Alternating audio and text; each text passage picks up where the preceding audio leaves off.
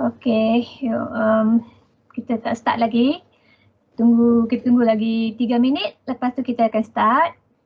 Basically apa yang saya akan bincangkan hari ini ada dalam slide. Ada dalam slide yang saya dah hantar ke dalam grup. So harap-harap bila ada masa lapang boleh kalau tak faham nanti boleh tanya dalam sesi interaktif atau sesi soal jawab. Dan kalau nak tahu lebih lanjut, mungkin boleh kontak saya. Tapi slide itu sudah banyak detail yang saya letak. Slide itu adalah daripada basic SOP yang saya dah upload dalam sistem. SOP 3A yang mengenai code red, ya, macam mana nak respon pada kebakaran, fire safety, fire response. Not just that, untuk respon kepada biohazard, tumpahan biohazard, spillage and also ancaman bom. Okay, sekarang saya akan share slide. Okay, you all boleh nampak slide saya? Hopefully slide ni clear. Okay, saya akan mula sekarang. Tajuk perbincangan kita hari ini atau kelas kita hari ini adalah mengenai fire safety atau dalam bahasa Melayunya keselamatan dari kebakaran. Ini adalah tajuk yang utama lah, tajuk penting. Bersama saya adalah Matron Shopna, akan membantu saya dalam sesi soal jawab nanti. Okey, kita start ya. So objektif kelas kita hari ini, ya, ada beberapa objektif yang kita kena tahu mengenai topik ni. Yang nombor satu adalah mengetahui apakah punca yang menyebabkan berlakunya kebakaran. Dan objektif nombor dua, mengetahui risiko-risiko yang boleh menyebabkan berlakunya kebakaran. Objektif yang ketiga, untuk mengetahui bagaimanakah untuk bertindak jikalau berlakunya kebakaran. Dan objektif yang seterusnya, bagaimanakah cara untuk menyelamatkan jiwa dan mengurangkan kerosakan harta benda di dalam situasi kecemasan seperti ini, ya. Seperti yang kecemasan contohnya kebakaran ataupun tumpahan bahan kimia atau bahaya hazard yang lain, ya. Dan juga kecemasan seperti ancaman bom. So kita kena tahu asas-asas macam mana nak bertindak, ya, semasa berlaku kecemasan seperti ini di tempat kerja kita. Kalau ia berlaku di tempat kerja kita, ya, tak kiralah di klinik ke, di office ke, di mana-mana saja. Okey. Yang pertama kita nak bincang mengenai keselamatan dan pencegahan kebakaran, ya. Yang penting dalam hal keselamatan dan pencegahan kebakaran ni, kita kena, nombor satu kita kena pastikan fire extinguisher tu, alat pemadam api dalam keadaan baik, tidak defektif, ya, tidak rosak, dan alat pemadam api tersebut telah dihantar untuk pemeriksaan tahunan. Dan alat pemadam api juga diletakkan di tempat yang senang dilihat, senang diakses, ya, tempat yang kita tahu senang nak ambil, ya.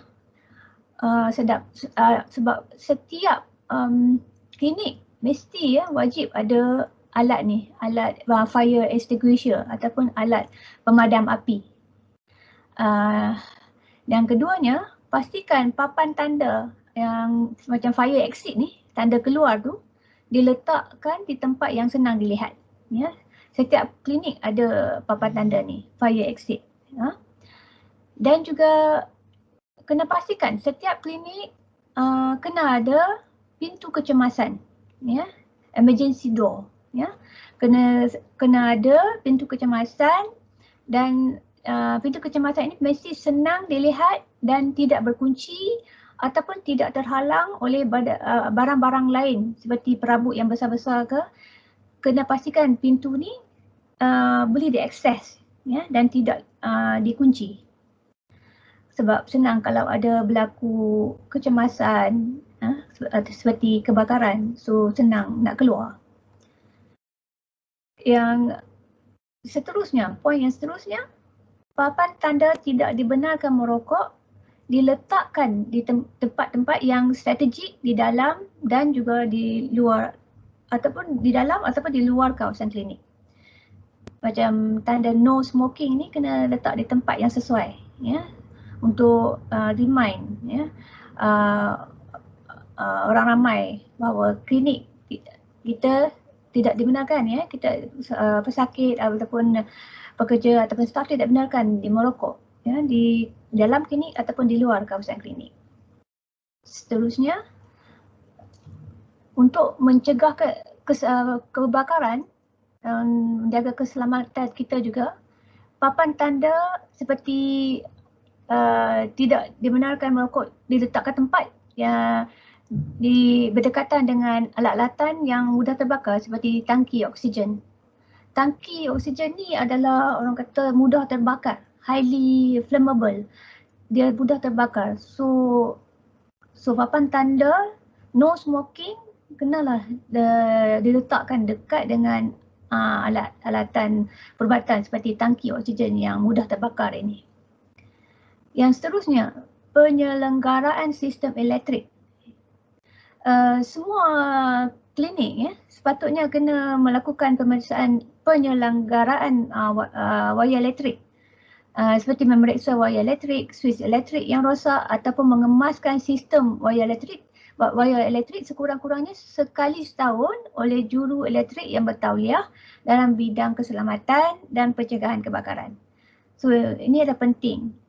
Setiap klinik kalau boleh, ya, pihak manajemen kena pastikan setiap tahun, setahun sekali, ya, at least minta juru elektrik datang, untuk cek wire dengan sistem wiring sistem kita lah, ya, supaya dia semuanya elok, tidak rosak untuk menghalang kebakaran, ya. Seterusnya, peringatan, latihan dan pendidikan, ya, mengenai kesedaran keselamatan dan pencegahan kebakaran. Kita kena, ya, training ni pada semua kaki tangan. So semua staff kena kalau boleh lah kita akan buat macam training ni. Training ni lebih kepada untuk reminding, macam workshop lah. Macam kita ada training workshop mengenai macam mana bahayanya kebakaran, bahaya api, dan macam mana kita boleh selamatkan diri dalam kes kebakaran, macam mana nak respon semasa kebakaran.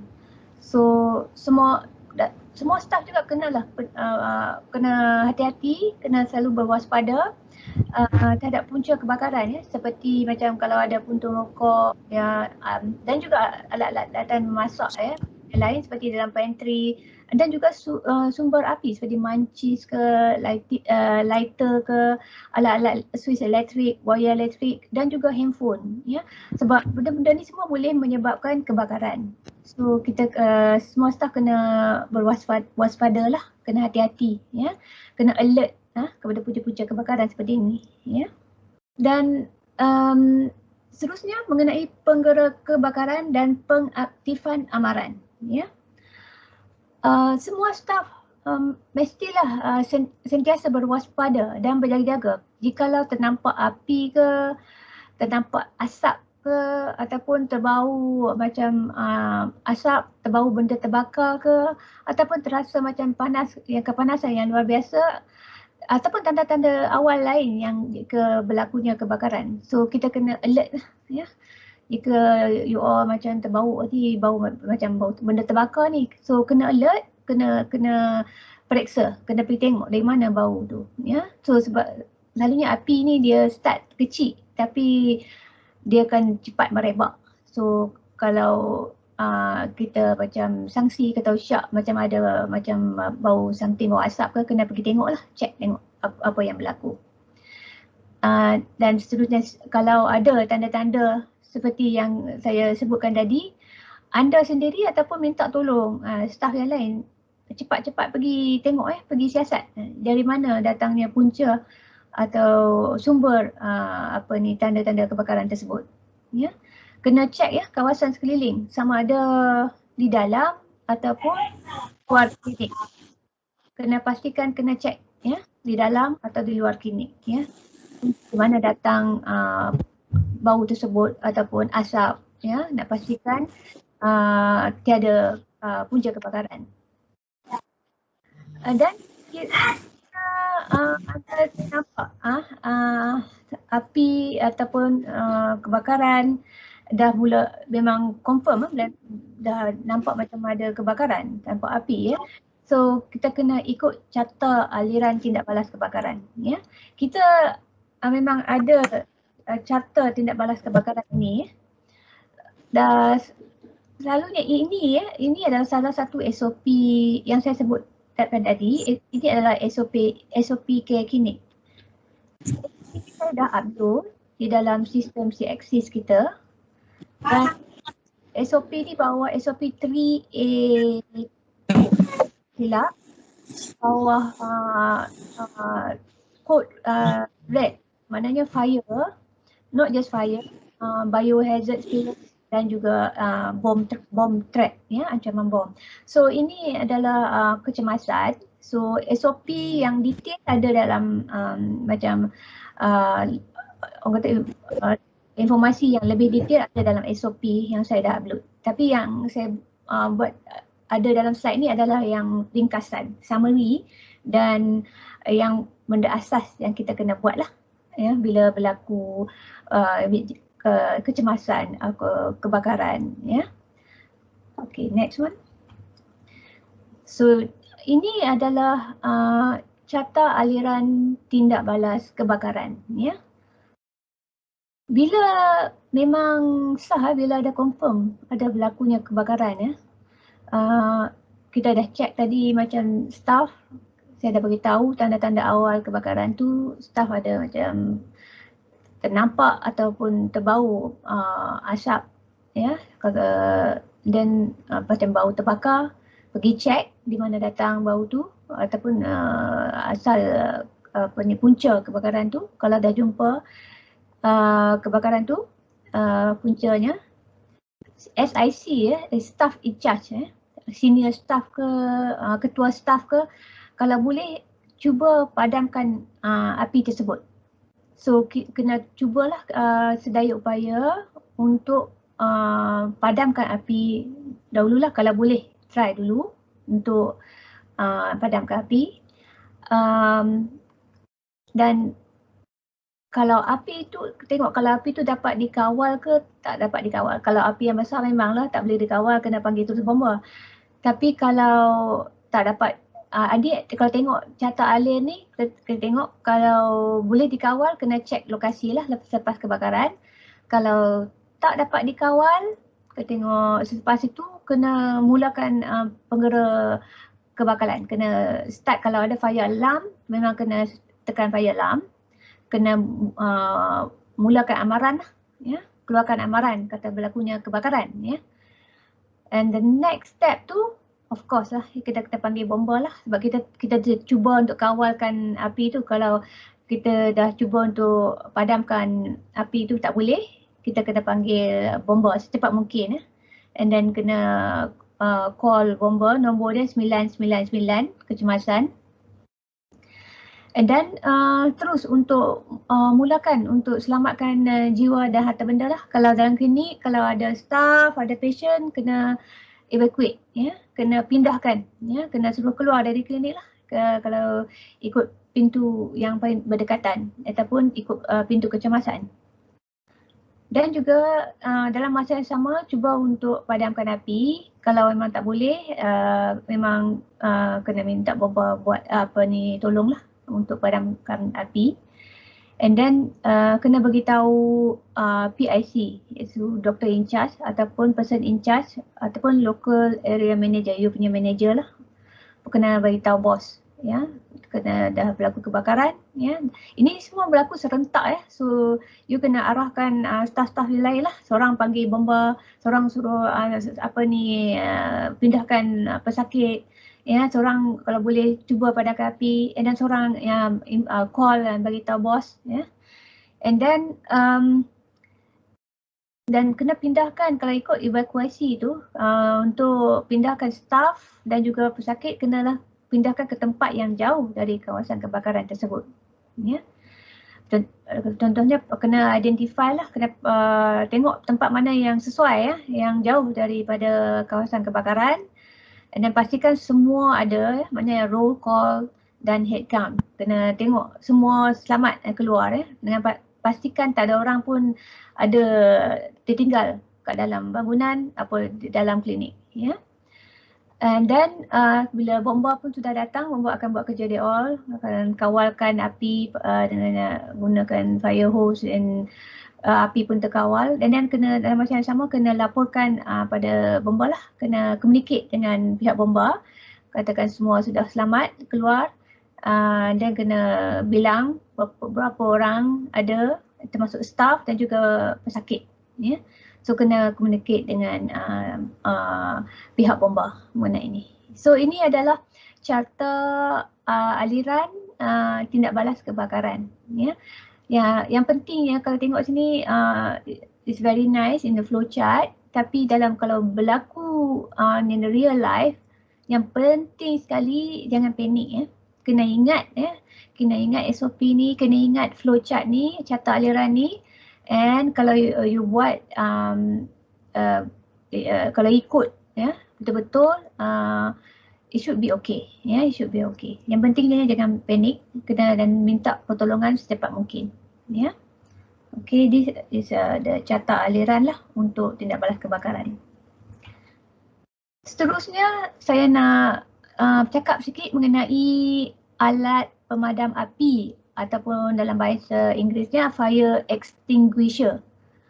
You all memang tahu kan benda ni mesti ada dalam klinik. Setiap klinik mesti ada, wajib ada, ya. Ini adalah salah satu macam mana item yang wajib ada, yang diperlukan untuk kita mendapat lesen untuk menjalankan operasi klinik. Benda ni kita panggil alat pemadam api. Okay. So sedikit pengenalan mengenai alat pemadam api ni. Kalau tengok daripada gambar rajah ni,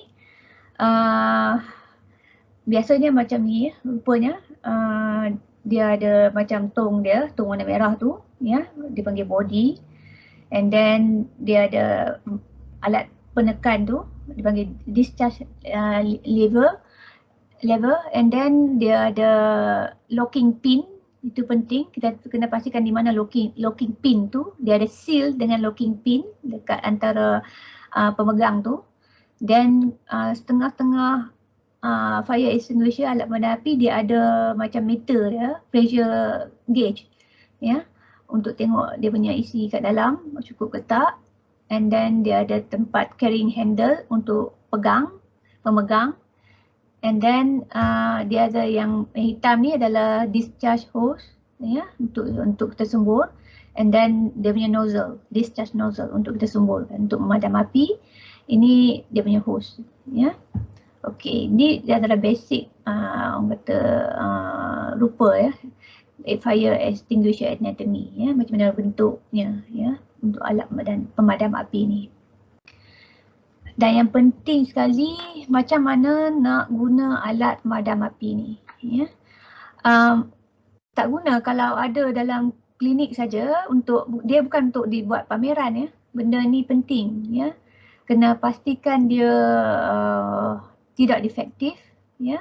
Benda ni functioning, ya. Boleh digunakan bila-bila masa, ya, dan isinya penuh, ya. Yang penting sekali semua staff dan juga doktor kena tahu macam mana nak guna alat pemadam api ni, ya. Kalau boleh nanti selepas perbincangan ini pergi tengoklah, pergi check kita punya fire extinguisher sama ada masih ada ke tak kat belakang tu, dan juga kalau dah ada tu check tengok benda tu intact ke tak, benda tu okey ke tak, ya.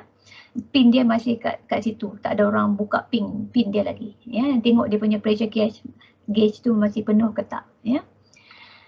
Dan macam mana cara nak guna benda ni, ya. Kalau kita tengok kat sini dia ada akronim dia. Akronim ni macam ringkasan, ya. Kita ingat alfabet ni, ya. PASS dalam bahasa Inggerisnya. PASS. P itu adalah pull the pin. Kalau tengok dalam gambar ni, sebelum kalau ada berlakunya kebakaran, kena tarik pin ni. Lepas tu A tu adalah aim the nozzle, ya. Kita kena pegang hose tadi, aim the nozzle. And S adalah squeeze, ya. Squeeze the handle, ya. Tekan handle ni macam ni, gambar ni. And S yang last kali tu sweep. Maknanya sweep side to side at the base of the fire, ya. Maknanya kita kena aim dekat pangkal api tu. Nanti saya akan tunjuk lagi sekali, ya. PASS ni. PASS ni kalau saya tak silap ada dia dekat tag dia ataupun dekat tong ni, ya, untuk kita senang ingat, ya. Tapi kalau ingat PASS pun bila emergency kita ikut inilah, ikut satu persatu, ya. Macam mana nak guna alat pemadam api ni. Okey, yang ni mungkin dia dah lekatkan dekat alat ni, pemadam api. Kalau check tengok dia ada gambar raja macam ni, ya. How to use a fire extinguisher, PASS. PASS ni pas ni ada maksud dah di sebalik apa ni alfabet ni, ya. P apa, A tu apa, S tu apa, another S tu apa dia, ya. P itu maknanya ya pull the pin in the handle. Kalau pergi tengok balik, check kat fire extinguisher tu, dekat dia punya kepala tu ada lekatnya pin. Ya, ada pin. Pin tu ada macam-macam bentuk, ya. Kena check macam mana dia lain. Alat pemadam api dia punya pin tu lain, ya, dia punya bentuk. Tapi basically is the same, ya. Bila ternampak pin tu, kalau bila masa ada kecemasan, kebakaran, kena pull the pin in the handle. Dia kena tarik pin dulu. Kalau tak tarik pin ni dekat pemegang ni, kita tak boleh tekan. Ya, dia lock, ya. Maknanya pin ni untuk lock dia punya pemegang lah, ya. So first thing first kali pull the pin in the handle. Ya. That's why P, ya, pull the pin, ya. The second one, A tu aim the nozzle at the base of the fire. Maknanya arahkan nozzle ataupun hose tu, yang nozzle tu, arahkan dia ke pangkal api. Bukan atas tu, ya, bukan pucuk api, bawah ya, kat pangkal tu, ya, bahkan bahagian base dia, ya, bahagian dia punya asal, ya, sumber api tersebut. Arahkan nozzle tu ke pangkal api. Kemudian another S tu squeeze, ya, squeeze maknanya tekan tuas tu. Tuas yang kalau kat tempat memegang tu dia ada tuas dia kan, dan just squeeze, tekan tuas tu ke bawah. Dan boleh sembuh lah, ya, untuk padamkan api, ya. Dan jangan lupa yang S yang last kali tu sweep, ya. Sweep tu maknanya pergerakan dia tu daripada side to side, ya, dari kiri kanan ke kiri, ya, side to side, ya. So kena gerakkan bukan atas bawah, ya, kiri kanan, ya, side to side, ya. Okey, faham ini? Kalau tengok gambar raja ni senang. Kalau tengok lukisan ni atau gambar raja ni senang je kita nak ingat, ya. So bila ada berlaku kecemasan, kalau tak ingat apa pun, ambil kad tu yang lekat dekat fire extinguisher ni, tengok dia macam nak buat. Tapi dia mudah saja nak guna. InsyaAllah boleh guna, ya, bila berlakunya kecemasan untuk padamkan api dengan segera. Okey. Dan mengenai penyelenggaraan alat pemadam api di klinik, ya. Alat pemadam api ni kita kena selenggarakan, ya, kena jaga betul-betul, ya. Sebab ya adalah penting, ya. Alat ni kena jaga betul-betul supaya bila berlakunya kebakaran, benda tu berfungsi dengan baik. So dalam slide ni saya sarankanlah PIC ya, person in charge untuk setiap klinik mungkin boleh melantik seorang staff untuk cek alat ni. Ya. Kalau boleh bagi tugasan kepada seorang staff untuk cek alat memadam api dekat klinik setiap bulan, sekali setiap bulan kena cek. Ya. So yang saya poin-poin yang bawah ni yang saya tulis ni adalah apa yang perlu buat setiap bulan untuk menjaga alat pemadam api ni. Nombor satu, pastikan alat pemadam api berada di tempat yang sesuai dan mudah dilihat dan diakses. Ya. Maksudnya ditempatkan tempat tu yang mudah akses. Ya, tempat yang sesuai lah. Yang seterusnya kena catat dah tarikh pemeriksaan dibuat di belakang kad tax service yang terikat pada alat pemadam tersebut. So kat dalam alat pemadaman alat pemadam api ni dia ada kad kad tu dia dah lekatkan ya dekat pada fire extinguisher ni ya. Kad tu dia ada macam kolom-kolom nak tulis catat tarikh ya dan nota ya. Kalau boleh bila tiap bulan tu bila you check alat ni you tulis tarikh ya, berapa bulan ya, tarikh masa lepas cek. Benda-benda apa yang kita perlu cek pada alat pemadam api ni, cek kalau ada lengkokan ke, macam bend ke, lekukan ke, ada retak ke, ada karat ke dekat dia punya kepala, atau bahagian-bahagian mana dekat tong tu, kita cek bahagian luaran lah. Kalau ada macam masalah macam ni, kena hantar untuk servis. Dan kalau alat tu dia ada macam gauge tu, ya, pressure gauge tu, macam tolok pengukur tu, yang macam jam tu, kena pastikan jarum gauge tersebut menunjuk ke bahagian charge, ya. Maknanya kat dalam tu tak kosong lah, ya. Ada bahan kimia yang dalam tu untuk memadamkan api masih penuh, okey. Dan seterusnya kena pastikan juga pin dia yang dekat kepala, dekat handle tu, pin dengan dia punya seal lah, temper seal tu berada di tempat asal dan tidak rosak.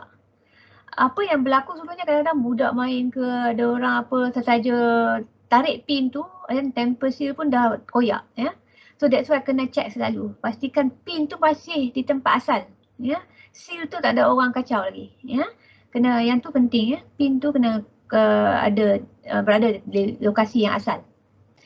And then dan pastikan juga kalau ada alat pemadam api yang ada hose ataupun muncung ya, nozzle tu dia tak ada apa dalam nozzle tu. Sebenarnya dia tak terhalang, tidak rosak ataupun tak tersekat. Kadang-kadang ada orang buang sampah pula dalam nozzle tu. Kena check supaya dia tak ada benda apa dalam nozzle dia ya. And then the next one, kena tunggang terbalikkan ya alat pemadam api tersebut beberapa kali untuk meleraikan bahan kimia yang termampat dalam balang. Maknanya dalam balang tu ada bahan kimia untuk memadamkan api. So sebulan sekali kau boleh tunggang terbalikkan lah untuk meleraikan dia punya bahan kimia yang termampat ya. Kalau tak ganggu dia, kadang dia memampat jadi keras dalam tu ya. Nanti bila nak guna dia tak keluar bahan kimia. So the next one, pastikan label dapat dilihat dengan jelas dan menghala ke depan apabila alat pemadam api dipasang semula ke dinding. Ya. So label tu menghala ke depan lah. Ya. Jika ada kerosakan, kalau apa yang tak sure ke, kena call lah. Setiap klinik ada syarikat yang menyelenggarakan alat pemadam api ni setiap tahun. So you punya admin akan tahulah siapa yang kita boleh call lah. Ada syarikat yang kita boleh call untuk datang ambil dan check ataupun ganti spare part yang mana rosak ke. Kalau memang setiap tahun kena call pun ya, tapi kalau setiap bulan kalau lepas check tengok ada benda rosak, kena call juga ya. Kena pastikan yang alat pemadam api ni berfungsi dengan baik ya. Macam saya sebutkan tadi, alat pemadam api ni kena dihantar untuk diservis sekali setiap tahun. Setahun sekali ya. Kena hantar untuk servis.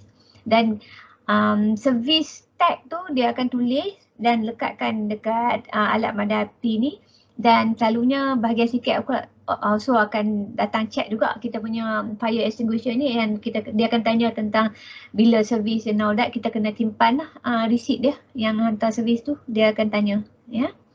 So ini adalah penyelenggaraan lah macam mana kita kena buat bagi pihak klinik untuk sebulan sekali. Untuk servis dihantar untuk servis setahun sekali. Okay, next one.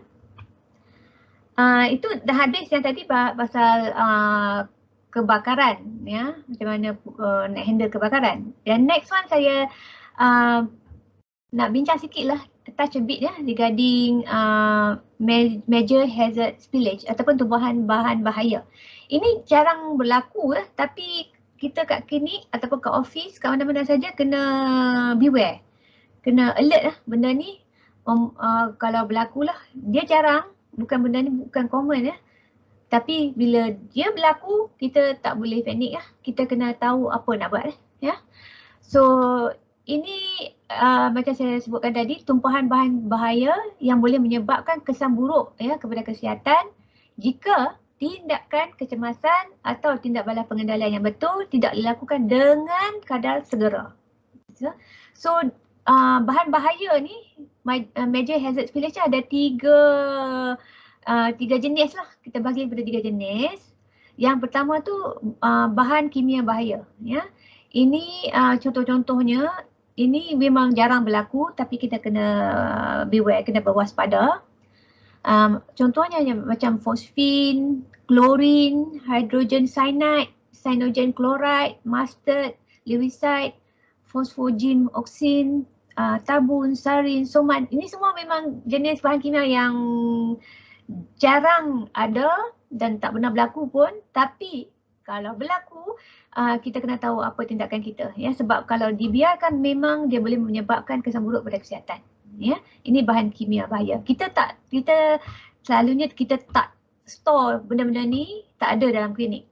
Tapi mungkin ada orang bawa ke daripada luar ke apa, macam teroris lah kita akan bagi kan. So ini amat bahaya lah bahan kimia ni ya. So kena hati-hati dan kita kena tahu macam mana nak handle major hazard spillage ni. Okay. And the next one, biohazard, bahan bio bahaya ya. Contoh-contoh bahan bio bahaya, contohnya seperti anthrax, plague, bubonic plague, cholera, tularemia, fever, Venezuelan equine encephalitis, toxic, toxicity. Ini contoh-contoh biohazard. Ya. Sekali lagi saya tekankan benda ni jarang berlaku. Okay, so tadi bahan bio bahaya. Okay, nombor 3 adalah bahan radiologi bahaya. Ya, bahan again, lagi sekali saya tekankan bahawa yang ni ada jarang berlaku. Ya, ini bahan radiologi bahaya. Selalunya kalau buat X-ray pun kita ada langkah-langkah keselamatan tertentu. Ya, juru X-ray tahulah kena pakai baju protection semua. Ya, tapi kalau ada terdedah, ya, contohnya pada sinaran atau radiologi bahaya seperti alpha, beta, gamma, neutron, ini ialah tak biasa. Yang ini bukan kita handle kat klinik ya. Tapi kalau ada macam tumpahan atau terdedah kepada bahan bahaya radiologi, ini kita kena tahulah langkah apa yang kita kena buat ya. So tadi saya dah terangkan ya jenis-jenis bahan bahaya ya yang boleh berlaku tapi jarang ya, benda ni tak common ya. Boleh berlaku ya, tapi kena alert. Okay, so selalunya kalau ada tumpahan bahan bahaya ni, kau tengok poster tu saya ambil daripada internet. So benda-benda ni selalunya ini di handle oleh bomba lah, pihak bomba ataupun polis. Pihak bomba ataupun polis dia akan handle secara mereka ya. Tapi yang pentingnya dari pihak kita kena dapatkan butiran ya mengenai bahan bahaya apa yang berlaku dan segera panggil bomba ya. 999. Terus panggil bomba ataupun polis ya, memberitahu mengenai tumpahan bahan bahaya berlaku, ya. So selalunya tumpahan bahan bahaya ni sama juga dengan ancaman bom, ya. That is the next one lah yang saya akan bincangkan. So carta alir untuk handle tumpahan bahan bahaya yang 3 jenis tu dan juga pengendalian ancaman bom lebih kurang sama je. Sama je, ya. Inilah carta alirnya, ya. So you all kena ingat carta alir ni ada dalam SOP, ya. So you kena ingat ni jarang berlaku, tapi dia boleh berlaku, ya. Tapi jarang, tapi kena tahu macam nak handle, ya. Kalau macam let's say terima atau terjumpa bungkusan yang mencurigakan kat dalam ke kat luar klinik, kena sahkan lokasi bungkusan tersebut dan dapatkan maklumat lanjut. Dan terus beritahu you punya bos lah, beritahu PIC ataupun you punya local area manager ataupun your manager dengan kadar segera dan terus telefon polis 999. Sama juga kalau terima panggilan telefon mengenai ancaman bom, ya. Kena dapatkan kalau boleh lah cuba sedaya upaya dapatkan maklumat pemanggil, ya. Kadang-kadang kita jadi panik, ya. Tu kena calm down, ya, kena relax dan dapatkan maklumat dulu. Tanya dia lokasi bom dekat mana, and then terus call bagi tahu you punya PIC, call PIC, and then bagi tahu you punya manager dengan kadar segera, ya. And then yang pentingnya telefon polis, ya, 999, dapatkan nasihat daripada polis, ya. Polis akan beritahu lah apa tindakan selanjutnya. Contohnya dia suruh evakuasi sepenuhnya daripada kawasan klinik, suruh pindahkan semua keluar daripada klinik, ya. Pesakit dan juga staf kena keluar daripada klinik dengan segera, kita pindahkan pesakit dan juga semua staf lain. Kena ikut tata cara pemindahan yang betul lah, ya. Tengok SOP evacuation, ya. Dan kalau polis cakap evakuasi separa, maknanya tak penuh, bukan evakuasi sepenuhnya, cuma kena evacuate, pindahkan daripada kawasan tertentu saja daripada dalam klinik, ya. Contohnya kawasan tertentu saja, kawasan lain masih lagi selamat, ya. Dia ada kawasan yang berisiko tinggi, contohnya sekadar kawasan lokasi bom, ataupun kawasan risiko sederhana, itu lokasi berdekatan dengan bom, atau kawasan risiko rendah, jauh daripada lokasi bom tersebut, ya. Kalau polis bagi nasihat tak perlu evakuasi dari kawasan klinik, tak payah pindahkan staf ataupun pesakit, tapi perlu bersedia jika evakuasi ataupun pemindahan diperlukan, ya. Kena beware, ya, kena alert, ya. And then tunggu ataupun dapatkan maklumat seterusnya daripada polis, ya. Kalau selamat boleh, kalau tak ada risiko dia dah check semua false alarm, ya, tak ada apa-apa, tak ada bom, boleh masuk semula dan continue macam biasa, tak ada risiko. Dan kalau disahkan memang ada bom, and then tunggu arahan selanjutnya daripada pihak polis, dan tunggu di situ sampai kawasan itu disahkan selamat oleh pihak polis. So kena communicate dengan pihak polis, ya, kalau di tempat kejadian, ya. So ini adalah carta alir pengendalian ancaman bom. Boleh berlaku tapi jarang lah, so kita kena alert, ya. Dia ada dalam SOP kita, ya. So last kali summary ataupun ringkasan. So benda ni basic saja, ya. So apa yang saya nak ringkaskan daripada perbincangan saya hari ini, nombor 1, pastikan anda semua mengetahui dan mengikuti semua langkah-langkah pencegahan dan keselamatan dari kebakaran. Ya, langkah-langkah tersebut saya dah bincangkan ikut dalam point form, itu you kena ikutlah, kena pastikan you tahu dan ikut, ya, langkah-langkah tersebut. Poin yang kedua, jika ada tanda kebakaran walaupun kecil ataupun sedikit, perlu diambil berat dan disiasat dengan lebih lanjut. Ya, macam saya cakap tadi, kalau terbau, kalau ternampak ada terbau macam bau bahan terbakar ni, ya. So you kena check, ya, ambil berat, ya. Jangan buat tak tahu je, kena check, ya. Dan poin nombor 3, semua staf mesti tahu carta aliran pengendalian jika berlakunya kebakaran. Kalau berlakunya kebakaran, you kena tahu apa yang kena buat. Yang pentingnya jangan panik, ya. Ya, memang kita kena selamatkan diri. Kalau boleh selamatkan diri dan selamatkan pasien dan staf lain juga. Okey. Poin yang keempat, semua staf kena tahu bagaimana untuk menjaga dan menggunakan alat memadam api. Yang tadi saya dah tunjuk carta ataupun gambar ya, macam mana nak guna sistem PASS tu, macam mana nak gunakan fire extinguisher, dan juga macam mana nak mengendali ya, menjaga alat memadam api tersebut dekat klinik ya. Dan juga additional tadi, semua staf juga kena tahu apa yang perlu dilakukan jika berlaku tumbuhan bahan bahaya ya, biohazard spillage tadi ya. So kena tahulah sedikit sebanyak apa yang kena buat, dan juga kena tahu jugalah apa yang perlu dilakukan kalau berlakunya ancaman bom ya. So semua adalah SOP, yang pentingnya jangan panik, kita kena tahu apa yang nak buat, what is the next step ya. Itu penting. Okay. Itu adalah summary lah untuk presentation saya hari ni. So sekarang ni kita ke sesi soal jawab ya. So you all boleh unmute kalau ada nak tanya soalan ataupun nak share experience pernah berlaku kebakaran, and then share you punya pendapat ya. Apa yang kita boleh buat bertindak supaya benda ni kita boleh handle dengan lebih bagus. So ada siapa-siapa tak nak volunteer, nak apa ni, nak cerita tentang experience ataupun nak tanya soalan apa-apa yang tak pasti ataupun tak clear ya daripada perbincangan saya tadi. Ataupun Matron ada soalan nak tanya sementara menunggu soalan daripada peserta kita. Tak ada soalan? Okey. Selamat tengah hari semua.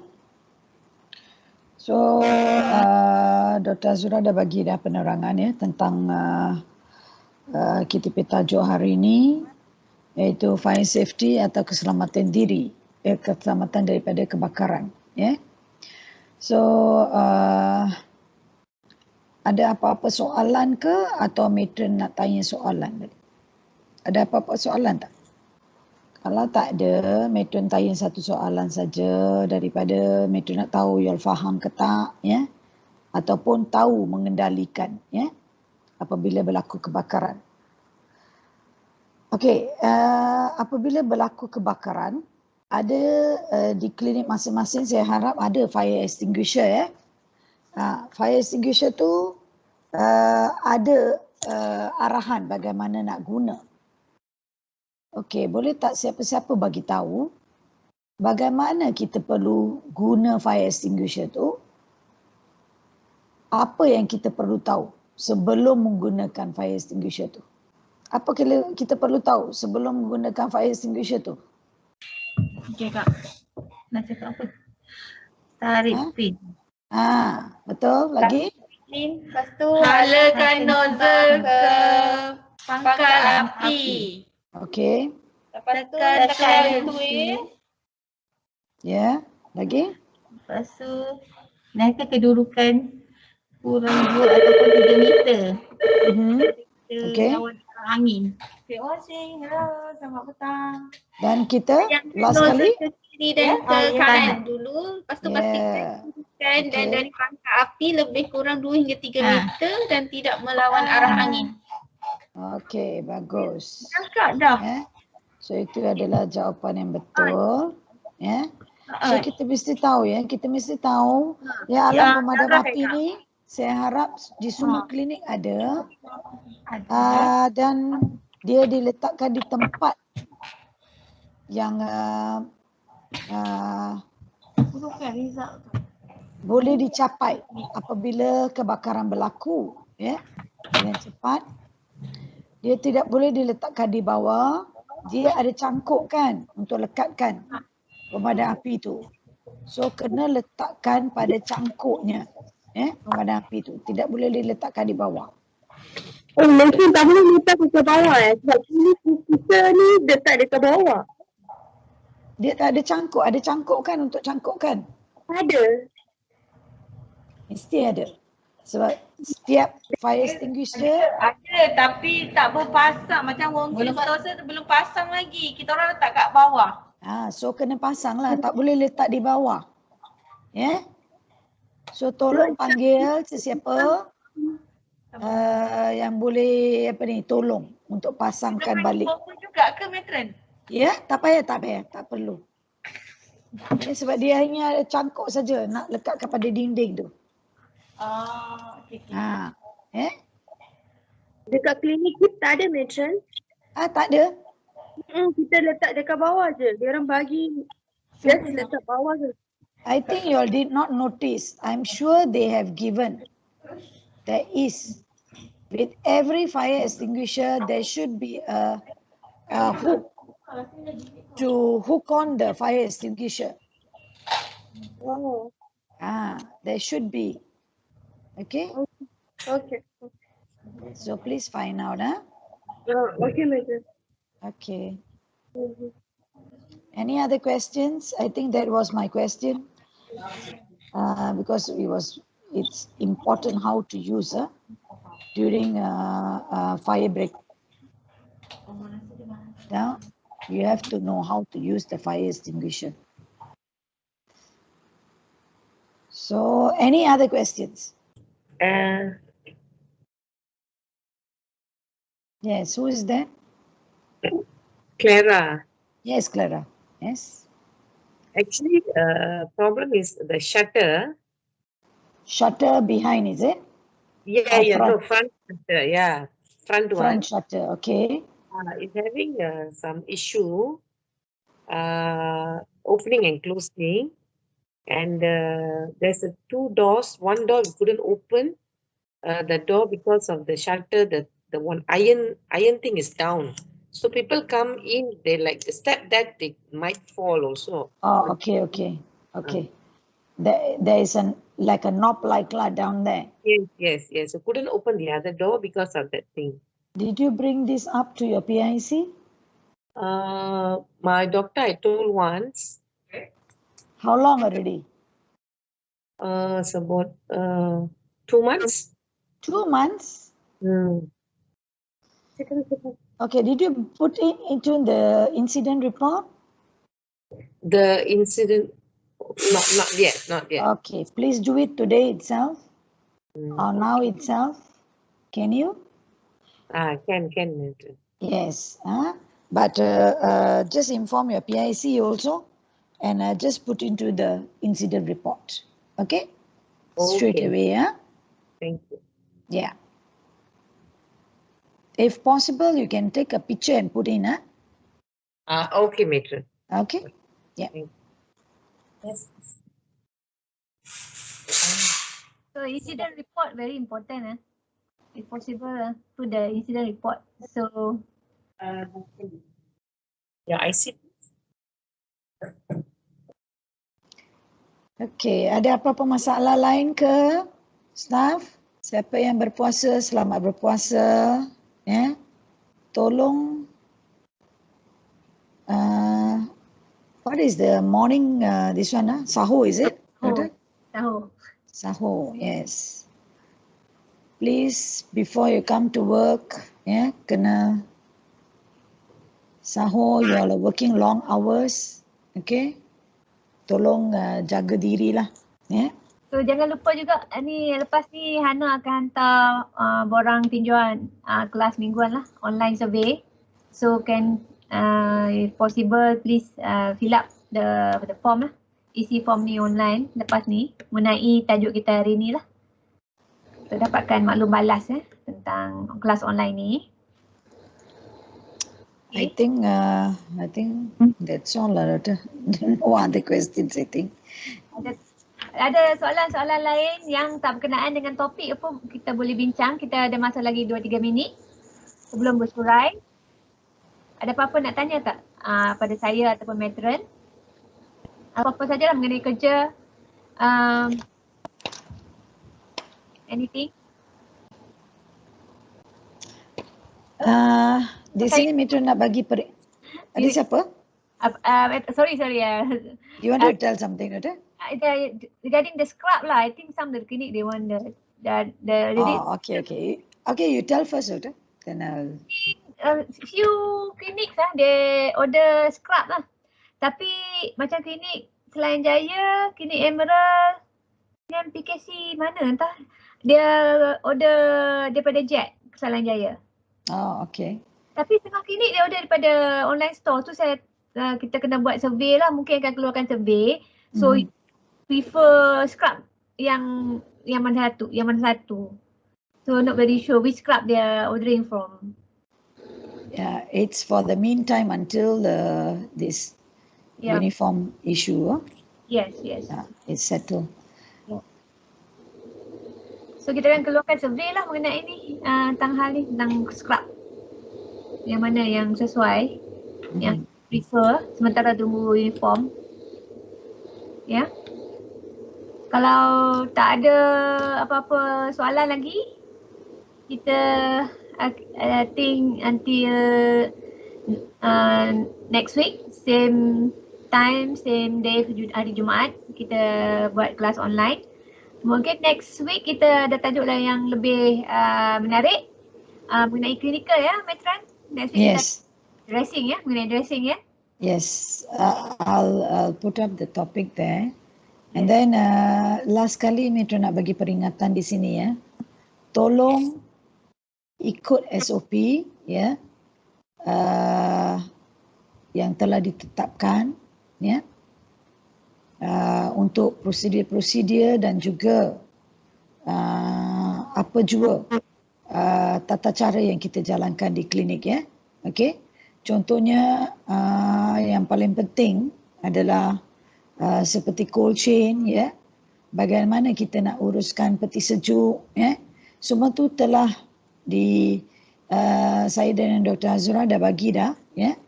Dia punya kelas.